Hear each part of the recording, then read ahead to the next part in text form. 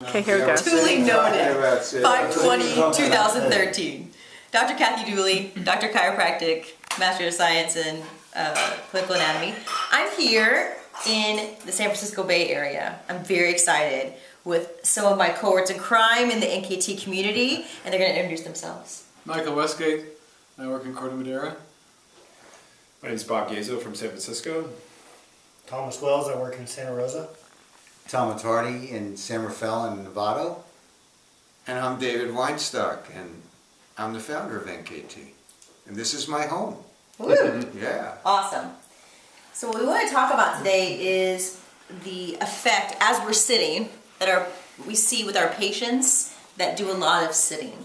And I wanted to have a panelist of a lot of body workers and people that also have the unity of doing NeuroKinetic Therapy, or NKT, and have us talk about what we see in practice with people who sit a lot.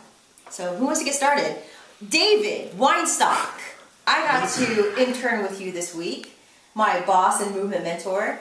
Can you give the audience a little bit of an indication of some things that we saw this week in your clinic?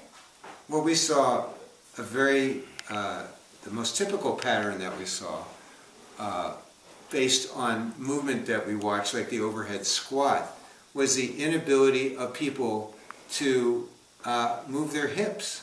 So they were using their knees too much, they were using their necks too much, they were using their feet too much. And the basic formula that we came up with was that their iliacus muscles, which are hip flexor muscles, were very tight and pulling their pelvises anteriorly, and it was turning off the muscles in the back, these very deep core muscles called the multifidi. And almost everybody that Kathy and I observed had a facilitated iliacus or a very overactive iliacus and an underactive or inhibited multifidus. And this resulted in a variety of movement dysfunctions, and this is a typical pattern that comes from sitting too much. Yeah, absolutely. Do you guys see anything in particular in your clinics that are, besides the iliacus multifidus relationship, not only from an NKT perspective, but from a movement perspective in people that sit a lot? I do. Michael? One of the things that I've noticed is that if I correct core function when someone's just laying on the table, and then they sit on the table, everything blows out. And it's usually because there's too much compression in the lumbar spine. So they need some sort of decompressive exercises, therapy, whatever. But the instant they sit, it all goes to hell. Mm-hmm. So as soon as they start doing either yoga or Pilates or something in a good way that they can create more space in there on a regular basis, then it starts to correct. Yeah. So it's a very common thing that I've seen. That is actually confounded by peer-reviewed literature that sitting is one of the most compressive forces for the lumbar spine. So the compression is, people think that sitting might actually not be that bad for you, but it's one of the best ways you can compress the lumbar spine. Terrific. So you could create a real short disc in there low back. That's great. We can work on that. The research I read showed that lumbar compression went up 60%. Wow. Just by sitting. 60%. 60, wow. 60%. And if you sit and lean forward, the compressive forces just go up logarithmically. Because you're increasing flexion. Exactly. Yeah, and most people sit with faulty alignment, and they'll kind of overcorrect by leaning too far forward or trying to sit up too straight, and they'll basically alternate between overcompressing their spine or jamming their facet joints. Yeah, like a Ric Flair. Like exactly, they'll jam their facet joints too much.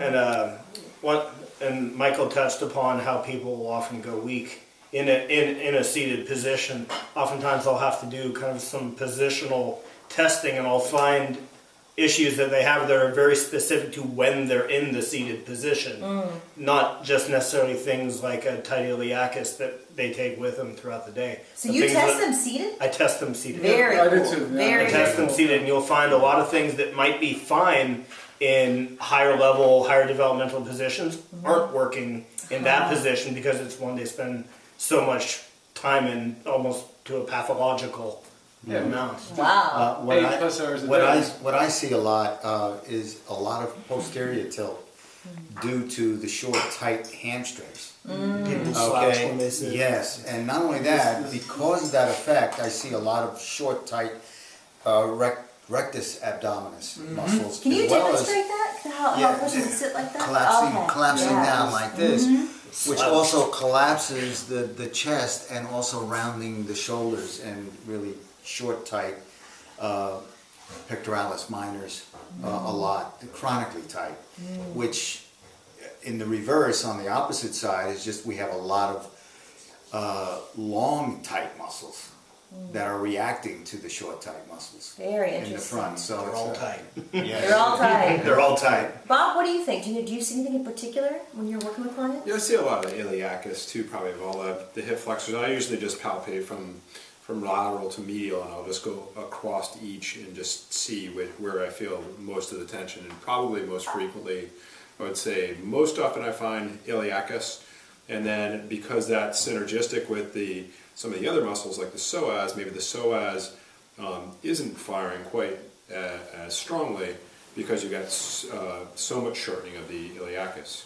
So when you get, and that's called a synergistic dominance of the psoas muscle. So sometimes when you get that iliacus muscle lengthened out, especially when you work on the adhesions, and then you do if you're doing NKT or you're doing muscle balancing or you're doing some kind of movement, then you get more of a balance between those synergistic muscles on that side of the joint, and the co-contraction of the muscles on the anterior and the posterior side of the hip joint. Wow. And these hip flexors, folks, are the muscles that you find in your pockets, basically. So you can actually feel that by feeling your pockets. And the iliacus that Bob was discussing and that everyone on the panel was discussing actually emanates from the false pelvis and then puts itself into attachments to the femur. So probably one of the best things we can advise you to do is get out of your chair, which we're about to do here in a second. Yeah. And also to maybe get yourself an NKT therapist or another movement specialist to help you out with these issues. Dr. Kathy Dooley. See you next time. Say bye, guys. Bye. Bye. Thanks for watching.